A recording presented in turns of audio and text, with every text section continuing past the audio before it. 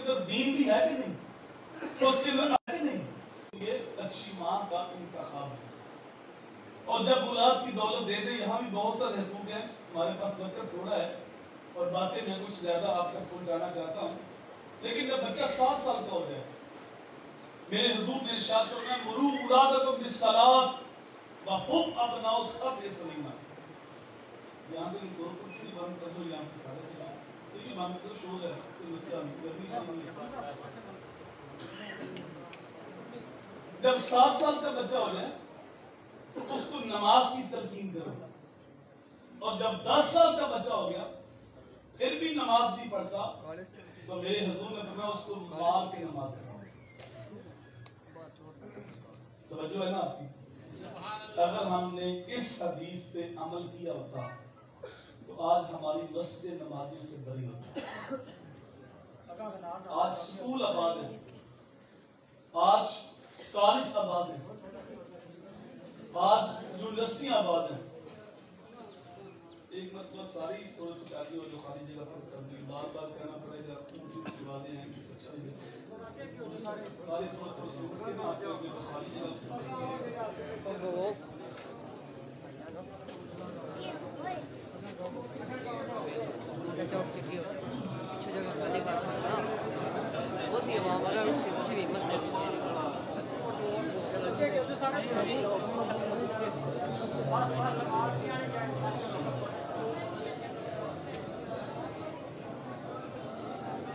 آج school college اس لیے آباد ہے کہ یہ ذمہ داری ماں باپ نے لے لی کہ بچہ شعور کی باتیں میں قدم رکھتا ہے تو ماں اس سے ضروری دیتی ہے کہ بیٹا تم نے اچھی تعلیم حاصل کرنی ہے تاکہ تمہاری جاب اچھی ہو.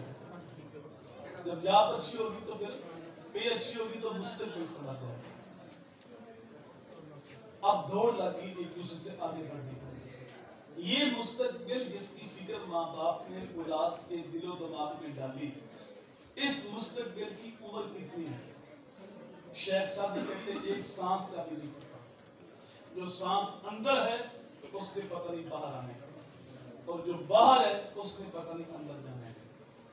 تو سارا زور اس مستقبل کو سنانے کا. تو جو ماں باپ دنیاوی تعلیم اپنی اولاد کے دل و دماغ میں ڈال سکتے ہیں وہ اللہ اس کے رسول کی محبت بھی دل و دماغ میں ڈال سکتے ہیں.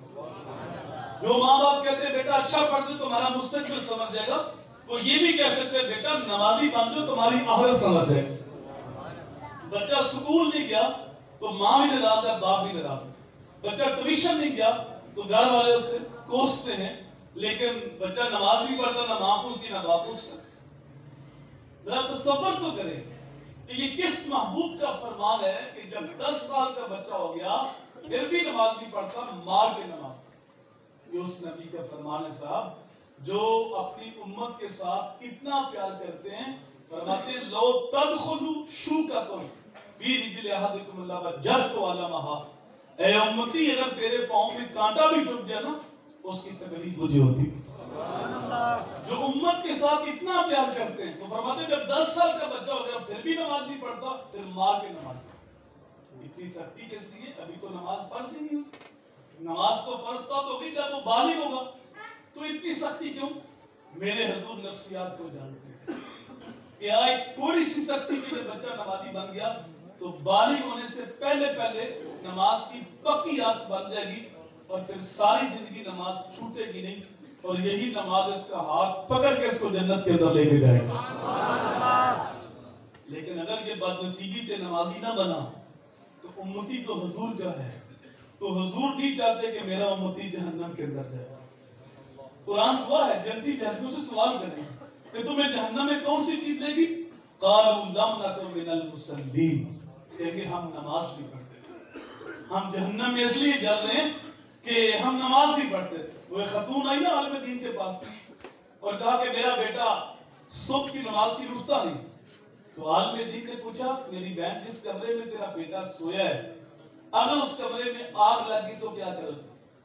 تو کہا پھر بیٹے کو بچاؤں, چاہے کیش کے بعد لاؤں, چاہے پانی چھڑکوں, سختی سے کھاؤں, آگ سے تو بچانے. تو عالم دین رو پڑے, کہا میری بہن اس آگ سے بچانے کے لیے اتنی کوشش کرتی ہو تو جہنم کی آگ تو اس آگ سے 70 گنا تیز ہے. اور آپ کا قرآن بولتا ہے یا ایھا الذین آمنوا قوا انفسکم واہلیکم نارا، اے ایمان والو اپنے آپ کو اور اپنے گھر والوں کو جہنم کی آگ سے بچا لو. جب اس آگ سے بچانے کے لیے اتنی کوشش کرتی ہو تو پھر جہنم کی آگ سے بچانے کے لیے کیوں کوشش نہیں کرتی؟ تو یہ ذمہ داری تھی ماں باپ کی کہ جب بچہ 7 سال کا ہو گیا تو اس کو نماز کی تلقین کی جاتی ہے، اور جب 10 سال کا بچہ ہو گیا پھر بھی نماز نہیں پڑھتا تو پھر اس کے اوپر سختی کی جاتی اور اس کی نماز کا پابند بنایا جاتا. اگر آپ توجہ کریں تو جتنا سچا مسلک ہمارا ہے کسی اور کا نہیں. ہر پاک ہستی کا ادب ہمارے دل کے دل میں، حضور کی ہر نسبت کا ہم احترام کرنے والے، لیکن ہم سچے ہونے کے باوجود دن بدن سمٹ رہے ہیں اور باقی لوگ پھیل رہے ہیں. کیوں؟ جب ہم سچے ہیں تو پھیلنا ہمیں چاہیے. ایک وقت تھا کہ پاکستان کے اندر اب 80% اب 50 سے بھی نہیں جا رہے. کیا وجہ ہے؟ جب سچے ہم ہیں تو ہمیں پھیلنا چاہیے. ہم سمٹ رہے ہیں، سکڑ رہے ہیں. اس کی بہت ساری وجوہات ہیں. ایک وجہ یہ ہے کہ ہمارا شعور دین ناقص ہے.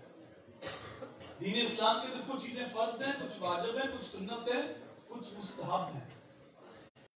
اہم فرض ہے، اس کے بعد واجب، اس کے بعد سنت اور اس کے بعد مستحب. لیکن ہوا یہ کہ پچھلے کچھ اشروں سے ہماری تقریریں، ہماری تحریریں، ہمارے مناظرے، ہمارے مجادلے یہ مستحب کے گرد گھومتے رہے اور مستحب آگے آ گئے اور فرض پیچھے چلا گیا. توجہ ہے نا آپ کی؟ سال کے اندر 2 راتیں ایسی آتی ہیں جو ہماری مسجدوں میں رش ہوتا ہے، ایک شب برات کی اور ایک شب قدر کی. لیکن ہم دیکھتے ہیں کہ جب عشاء کی نماز کا ٹائم ہوتا ہے اس وقت گیٹ صاف ہوتی ہے اور اس کے بعد 1 گھنٹے میں مسجد بھر جاتی ہے. لوگ آتے ہیں، توبہ کرتے ہیں، نفل پڑھتے ہیں، دعا مانگتے ہیں، آنسو بہاتے چلے جاتے ہیں اور فجر وقت پھر ایک ساتھ ہوتی ہے. نہ عشاء پڑھی، نہ عشاء بھی فرض ہے اور فجر بھی فرض نہیں ہم نے پڑھا اور درمیان میں ہم مستحب کے لیے جمع ہوئے، توبہ بھی کی، نماز دو کی نہیں پڑھی. یہ ربیع الاول کے موسم میں محافل کا ایک رجحان ہوتا ہے، محافل نعت ہوتی ہے جگہ جگہ. لیکن ہم دیکھتے ہیں کہ عشاء کے بعد محفل ہوتی ہے اور ہماری کوشش ہوتی ہے کہ عشاء کی نماز ہو جائے بعد میں جائے اور پھر محافل اتنی لمبی ہوتی ہیں 1 بج جاتا ہے، 2 بج جاتے ہیں، صبح پکے نمازی بھی غائب ہوتے ہیں. جب ہم محفل کے اندر تھے اس وقت عاشق رسول تھے. جب ہم نے نوٹ پھینکنے تھے، نعرے مارنے تھے، لنگر کھانا تھا، لنگر بانٹنا تھا، اس وقت ہم عاشق رسول تھے. نہ ہم نے عشاء پڑھی اور نہ ہم نے فجر پڑھی. ہمارے عشق کا حال ہے. نماز تو میرے نبی کی آنکھوں کی ٹھنڈک تھی. نماز تو اتنی محبوب تھی حضور کو. جب نماز کا وقت ہوتا تو یہ نہ کہتے اذان کہو، بلکہ فرماتے ارحنا یا بلال، ارحنا یا بلال، بلال اٹھو ہمارے دل کو راحت پہنچاؤ. سبحان اللہ. اذان ہو تو میرے نبی کے دل کو راحت پہنچتی ہے اور امتی نماز پڑھے تو نبی کی آنکھیں ٹھنڈی ہوتی ہیں. سبحان اللہ. لیکن ہم کیسے عاشق رسول ہیں کہ نماز کے قریب نہیں جاتے. اگر سچے عاشق رسول دیکھنے ہیں تو پھر تم نے صحابہ کی زندگی پڑھی جنہوں نے اپنا سب کچھ قربان کیا، لیکن کوئی صحابی ایسا نہیں ہوا جس نے زندگی بھر جان بوجھ کے ایک بھی نماز چھوڑی. آپ نے یہ واقعہ سنا ہوگا علماء سے کہ ایک مرتبہ حضرت علی کی نماز عصر قضا ہو گئی. یہ یاد ہے نا واقعہ آپ کو؟ پھر کیا ہوا تھا؟ سورج واپس آیا. یہ ہمیں یاد ہے، حضور کا معجزہ یاد ہونا بھی چاہیے، لیکن جو سورج واپس آنے سے پہلے ہوا تھا نا وہ ہم بھول گئے. تو سورج واپس آنے کا سبب کیا ہوا؟ حضرت علی رو پڑے. تو روئے کیوں تھے؟ نماز قضا ہوئی. لیکن جو نماز قضا ہوئی ہے وہ غفلت میں قضا نہیں ہوئی، وہ حضور کی اطاعت میں قضا ہوئی. حضور کا سلیبر گود میں تھا اور رب کے حکم میں یوتی رسول فقط اطاعت، جس نے رسول کی اطاعت کی اس نے اللہ کی اطاعت کی. حضور کے چہرے کی زیارت کر رہے تھے. وہ اطاعت خدا میں، اطاعت مصطفیٰ میں قضا ہوئی. نمازیں گھر قضا ہوں پھر ادا ہوں، निगाहों की कज़ाएं का बदा। और शरीयत का मसला अगर कज़ा हो तो कज़ा पढ़ लो।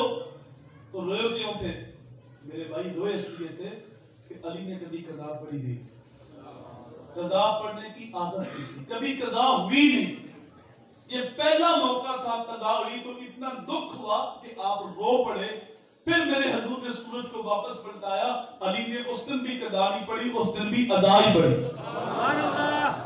हम कैसे अली के महबूब जो नमाज के करीब नहीं जाते?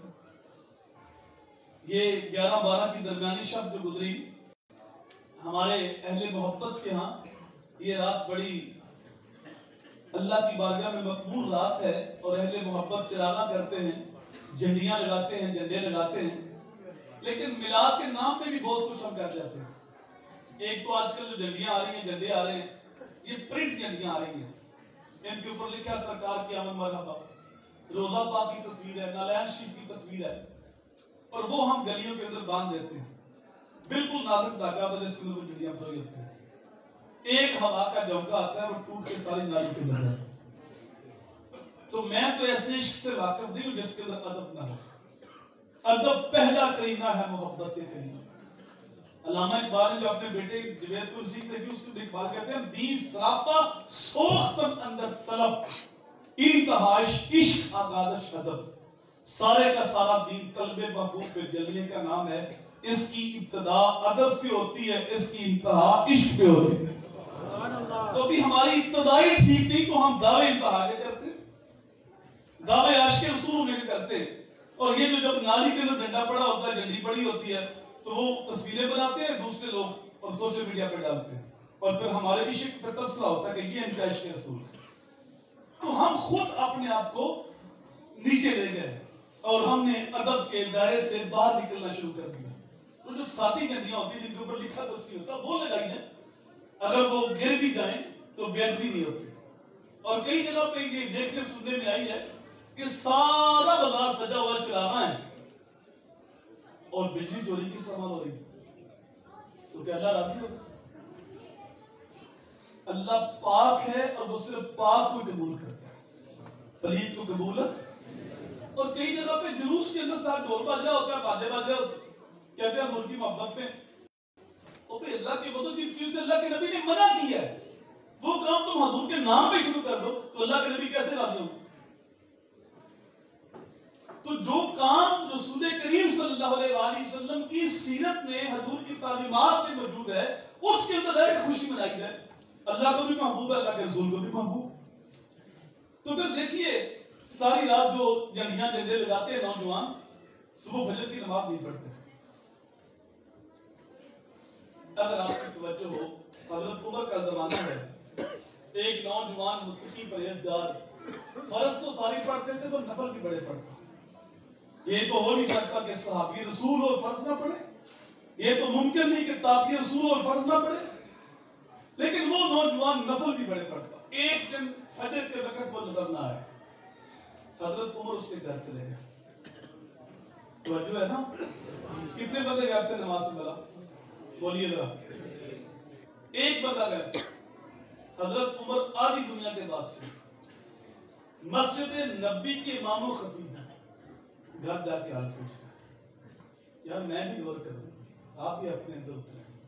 ये जो दर्स होता है, बाज़ो तबलीग होती है, सिर्फ कानों का कसरा नहीं होता, यहां तो अपने अंदर उतरना है, खुद कलामी करनी है, खुद इत्तसाफी करनी है। कसम इकबाल ने अपने मन में डूब कर पाजा सुला के जिंदगी, मेरा नहीं बनता ना बन, अपना तो बन।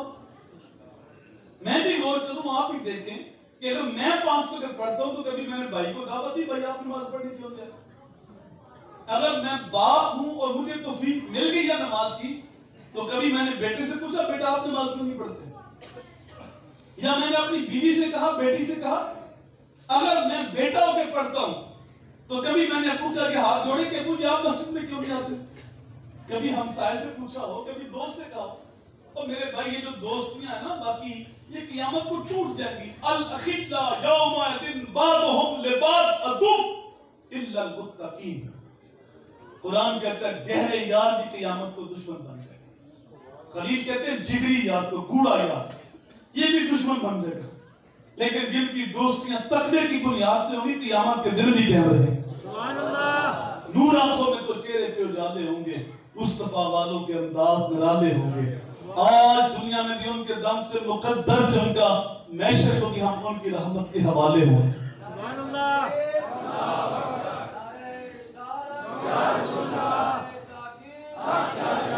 وہاں تو ایک بندہ گیا، تو آپ گھر جا کے حال پوچھ رہے ہیں، تو جس محلے سے 95 گئے وہ 5 آئے ہوں، تو علامہ صاحب کس گھر میں جائیں گے؟ ایک بندہ گیا، دروازے پہ دستک دی، ان کی والدہ باہر آئی، کہا بیٹا مسجد میں نہیں آیا؟ کہا وہ ساری رات نفل پڑھتا رہا، تو اب وہ سو گیا تو میں نے جگایا نہیں۔ تو آپ نے کہا میرے نزدیک ساری رات نفل پڑھنے سے بہتر تھا کہ ساری رات آرام سے سوتا اور فجر کی نماز جماعت کے ساتھ پڑھتا۔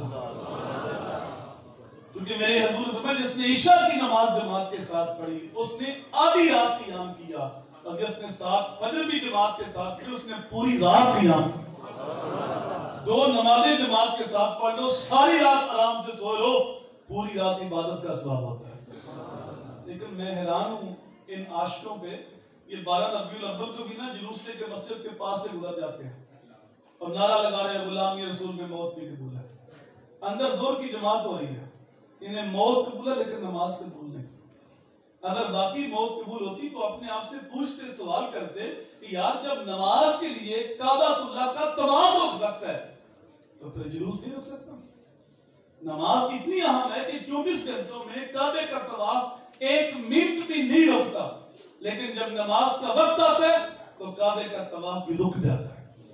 یا جب کعبے کا طواف رک سکتا ہے تو پھر میرا کاروبار بھی رک سکتا ہے، پھر میرا جلوس بھی رک سکتا ہے، پھر باقی کام بعد میں ہوں گے، نماز پہلے ہوگی۔ سبحان اللہ۔ تو کیا آج ہم عزم نہیں کر سکتے؟ یہ جو میلاد کا لفظ ہے یہ تو عربی کا لفظ ہے، اور اردو والے کہتے ہیں یوم پیدائش، اور انگلش والے کہتے ہیں برتھ ڈے، اور آج کل یہ رواج بھی ہے۔ تو جب کسی کی برتھ ڈے پہ جاتے ہو تو کوئی بلائے تو جاتے ہو یا اپنے آپ بھاگ جاتے ہو؟ بولیے، کوئی بلائے تو جاتے ہو۔ تو آج تم جمعہ پڑھنے بھی آئے ہو، ساتھ حضور کی برتھ ڈے پہ بھی آئے ہو، تو پھر حضور نے بلایا تو آئے ہو۔ محبوب کی محفل کو محبوب سجاتے، آتے ہیں وہی جس کو۔ اچھا جب کسی کی برتھ ڈے پہ جاتے ہو تو خالی ہاتھ دیتے ہیں، کوئی تحفہ لے کے جاتے ہو؟ یا اس نے اسپیشل بلایا تو تحفہ تو پیش کرے؟ اوروں کو تحفے پیش کرتے ہو، کیا میرے نبی کو تحفہ نہیں پیش کرو گے؟ حضور کی برتھ ڈے پہ آئے ہو تو کیا حضور کو تحفہ پیش کرنا ہے کہ نہیں کرنا؟ لیکن میں تقریر میں نہیں کہا کہ ایک ہاتھ کھڑا کرو، دوسرا ہاتھ کھڑا کرو، سبحان اللہ کہو، سینے سے آواز آئی۔ ہمارے خطبہ آدھی تقریر خود کرتے ہیں، آدھی مجمع کرتے ہیں، ہم ساری خود ہی کرتے ہیں۔ لیکن یہ بتاؤ کون خوش نصیب ہے جو آج میرے نبی کو تحفہ پیش کرے گا؟ زیارت کراؤ ذرا، جو واقعی تحفہ پیش کرے گا۔ تحفہ کون سا جو میرے نبی کو پسند ہے؟ آخری آپ کو کیا پسند ہے؟ تو میرے حضور فرماتے ہیں حب والیہ من دنیاکم ثلاث الطیب والنساء وجعلت قرۃ عینی فی الصلاۃ۔ مجھے تمہاری دنیا سے صرف 3 چیزیں پسند ہیں، اس میں آخر میں فرمایا نماز کے اندر میری آنکھوں کی ٹھنڈک رکھی گئی۔ سبحان اللہ۔ آج یا رسم کرو کہ آج کے بعد یا رسول اللہ ہم آپ کی بارگاہ میں آپ کی برتھ ڈے کے موقع پہ یہ تحفہ پیش کرتے ہیں کہ آج کے بعد 5 وقت نماز پڑھ کے آپ کی آنکھیں ٹھنڈی کریں گے انشاءاللہ۔ اور اگر آپ پہلے پڑھتے ہیں آج نیت کر لی ہے تو ایک نیت اور کر لیں کہ اگر ہمارے گھر میں محلے بستی میں کوئی بے نمازی ہے تب اس کو دعوت دیں گے، انشاءاللہ۔ اتنی دعوت دیں گے کہ وہ بے نمازی نہیں رہے گا۔ انشاءاللہ۔ ہمارا کام کوشش کرنا ہے دعوت دینا ہے، دل کو بدلنا ہمارا کام نہیں، وہ اللہ کی ذمہ داری۔ حضرت سیدھی سکتی کہتے ہیں میں جا رہا تھا، ایک نوجوان شراب کے نشے میں گرا پڑا تھا اور اس کا منہ گندی نالی میں تھا، کہتے بڑا ترس آیا، یہ اشرف المخلوق کہتے ہیں ذلیل ہو رہا ہے، اس کو کھینچا، صاف پانی سے منہ دھویا، گھر کا راستہ بتایا، اللہ کی شان کریمی دیکھی۔ جب میں صبح تہجد پڑھنے کے لیے گیا تو وہ شرابی مجھ سے پہلے نماز پڑھ رہا۔ سبحان اللہ۔ باری طرح یہ تو مشہور شرابی دن کو میں نے منہ دھویا، گھر کا راستہ بتایا، عاطف سے ناد آئی، اے میرے بندے تو نے اس کا منہ دھو دیا تھا، میں نے اس کا دل دھو دیا تھا۔ سبحان اللہ۔ ہمارے کام صرف کوشش کرنا ہے تو اپنی اولاد کو نماز کی تلقین کرو۔ جب 10 سال کا ہو گیا پھر بھی نماز نہیں پڑھتا تو فرمایا مار کے نماز پڑھ۔ دوسرا میرے حضور نے فرمایا ادبوا اولادکم، اللہ ثلاث خصال हुब्ब नबीयकुम व हुब्ब अहले बैतिही व तिलावतिल कुरान। मेरा हर उम्मती अपनी औलाद को 3 चीजें लाजमी सिखाए। सबसे पहले फरमाया हुब्ब नबीयकुम, अपनी औलाद को अपने नबी की मोहब्बत सिखाओ। सुभान अल्लाह। ये जो महफिल मिलाद हैं, इनसे दिलों में हजूर की मोहब्बत पैदा होती है। बेशक। दूसरा फरमाया हुब्ब अहले बैतिही, नबी के घर वालों की मोहब्बत सिखाओ। सुभान अल्लाह। तीसरा फरमाया कुरान की तालीम उन्हें दो। सुभान अल्लाह। अगर हमने कुरान की तालीम दी तो फिर कुरान उन्हें बताएगा कि माँ बाप वो अजीम हस्तियां हैं कि तुम इनके सामने ओफ भी नहीं कह सकते। अगर हमने कुरान की तालीम ना दी, जो कुछ सीखेगा कॉलेज में जाकर सीखेगा, तो फिर साल के दिन एक दिन मदर डे, एक दिन फादर डे, एक दिन टीचर डे और एक दिन वैलेंटाइन डे, तो फिर वो साल के बाद एक दिन आएगा बाप का और मां का। लेकिन कुरान अगर सिखा दिया, कुरान की तालीम दे दी, तो फिर हर रोज मदर डे होगा, फिर हर रोज फादर डे होगा। कुरान बताएगा कि तुम इनके सामने उफ नहीं कह सकते, ऊंची सांस नहीं ले सकते। हमारी बदनसीबी यह है कि हम दुनियावी तालीम के लिए लाखों रुपया खर्च करते हैं, बरूने मुल्क से तालीम दिलवाते हैं, और दीनी तालीम मुफ्त मिले, हमारे मोहल्ले में मिले, हम लेने को तैयार नहीं होते। मैं ये नहीं कहता कि आप अपने बच्चे को दुनियावी तालीम न दें, आपके बच्चों को डॉक्टर बनाओ, इंजीनियर बनाओ, प्रोफेसर बनाओ, उनको डिग्री होल्डर बनाओ, लेकिन सबसे पहले उन्हें आशिक रसूल बनाओ, सबसे पहले हुजूर का गुलाम बनाओ। उनको कॉलेज भेजने से पहले जो दीनी तालीम फर्ज है वो उनको दे के भेजो।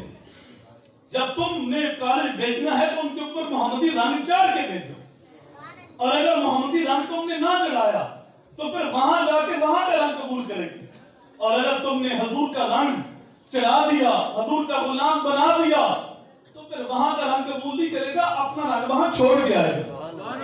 कच्चा रंग ललारी वाला चढ़ता लेता रहता, पक्का रंग मेरे आका वाला चढ़ जाए फेर नहीं लेगा।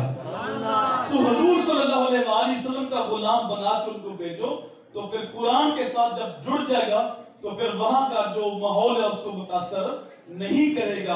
आज कुरान से रिश्ता कमजोर हो गया। मालूम ने शिकवा किया ना, तो लगता है बड़ी सख्त जबान इस्तेमाल हुई, फतवे भी लगे थे इसी वजह से। तेरे काबे को जमीनों से बसाया हमने, तेरे कुरान को सीनों से लगाया हमने, सफा दहर से बादल को बटाया हमने, फिर भी हमसे गिला कि हम वफादार नहीं। अगर हम वफादार नहीं तुम भी तो दिलदार नहीं। अल्लाह से शिकवा कर दिया, बड़ी जुर्रत की बात। लेकिन जब जवाब शिकवा लिखा, उधर से जवाब आया, सीगा बदल लफ्ज वही है, मेरे काबे को जमीनों से बसाया किसने, मेरे कुरान को सीनों से लगाया किसने, सफा दहर से बादल को बटाया किसने, थे तो आबाद तुम्हारी नजर तुम क्या हो, हाथों पे हाथ धरे मुंतजरे फरदा हो, हर कोई मस्त न ज़ौक़ तन आसानी है, तुम मुसलमान हो ये अंदाज़े मुसलमानी हैदरी फक्र है न दौलत उस्मानी है, तुम्हें इस्लाफ से क्या निस्बत रूहानी है, वो मुअज़्ज़ज़ है ज़माने में मुसलमान होकर और तुम ज़लील हुए हो तारके कुरान होकर। तुमने कुरान के पैगाम को बुलाया तो जिल्लत तुम्हारा मुकद्दर बन गई। तो अपनी औलाद को कुरान का नौकर बनाओ। वक्त सिमट गया, आगे फरमाया बाबे ज़िल कुर्बा, जो तुम्हारे क़राबतदार हैं उनके साथ भी उसने सलूक करो। ये पता नहीं हमने कहां से सीखा है कि हमसे जो एक कदम पीछे रहेगा हम 10 कदम पीछे रहेंगे। ये किसके बारे बोलते हैं?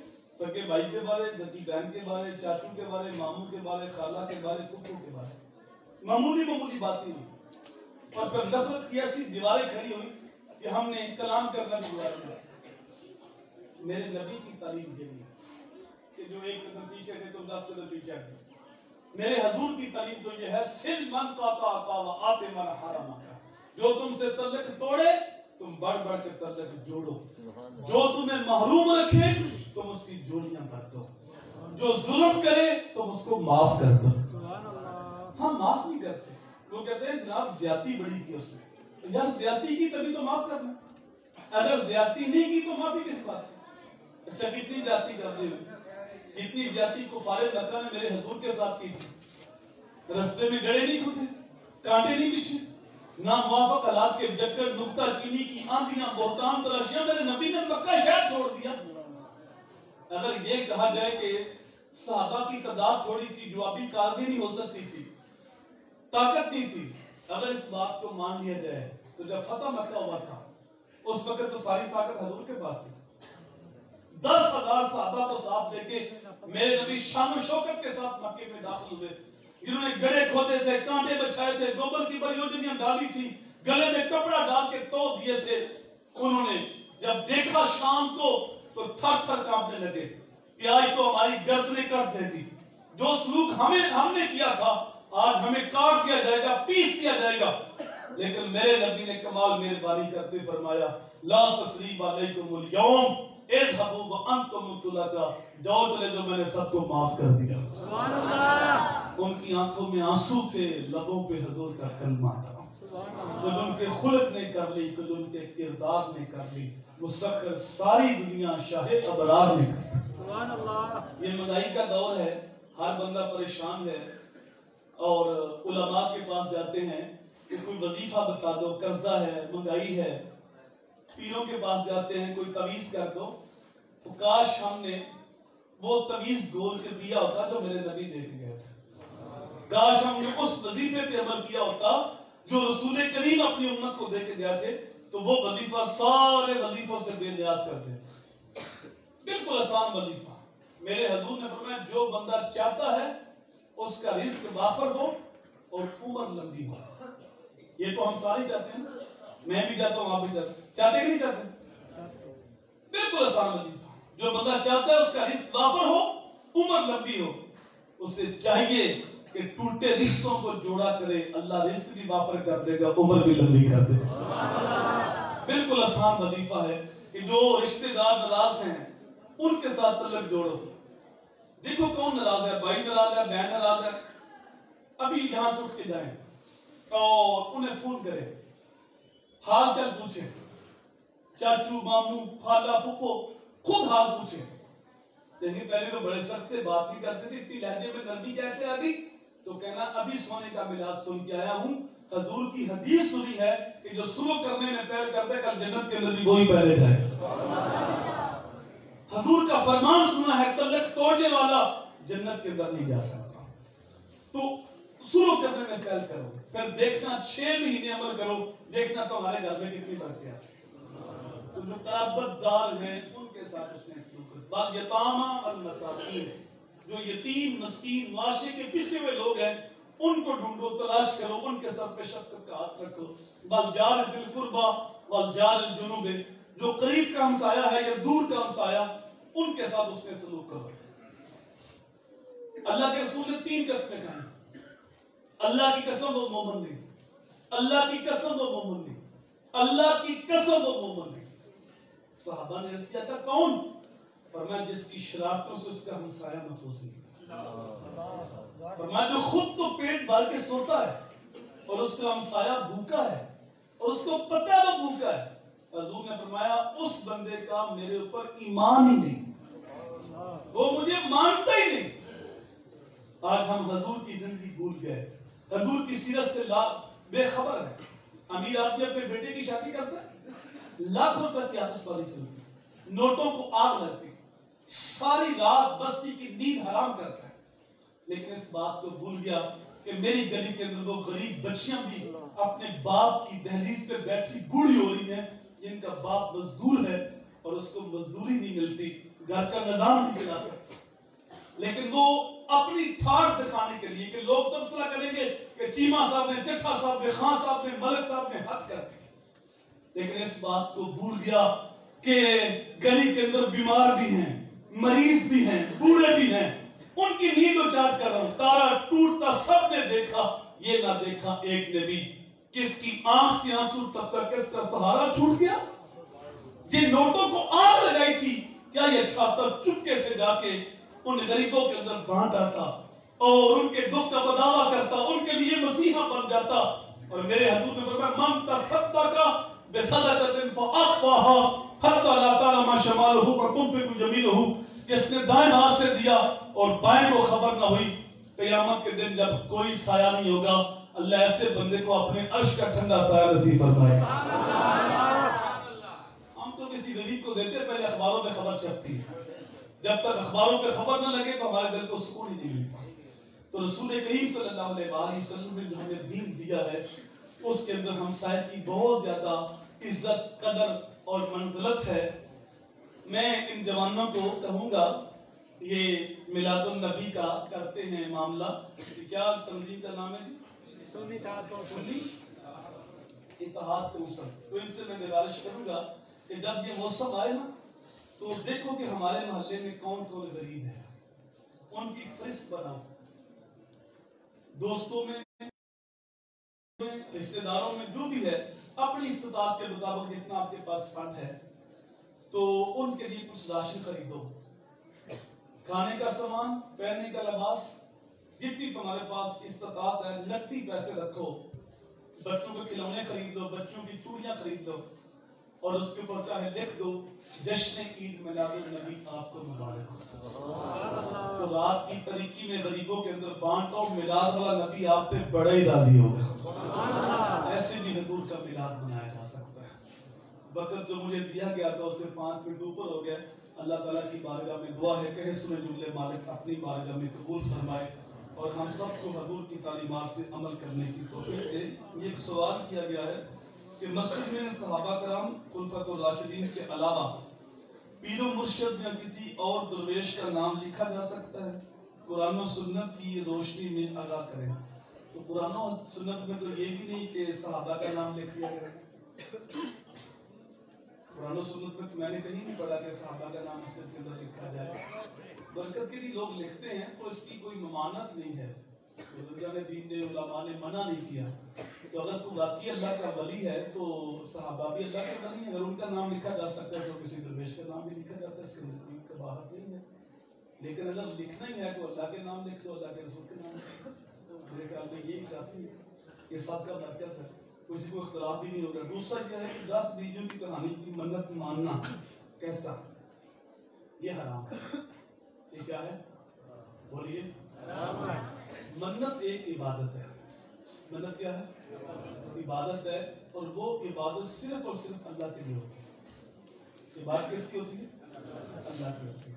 اور دوسرا یہ جو کہانی بنائی گئی ہے یہ اس کے اندر تو سیدہ فاطمہ کی توہین کی گئی ہے, لیکن دوسرے لوگ شاید وہ محبت کے دل پڑھتے ہیں تو یہ نہ پڑھنی چاہیے. عورتیں اگر پڑھتی ہیں تو توبہ کرے, اور نہ پڑھنی چاہیے, نہ اس کی مدد ماننی چاہیے. اللہ تعالیٰ سمجھنے کی توفیق عطا فرمائے. وما علینا الا البلاغ. سنتا پڑھ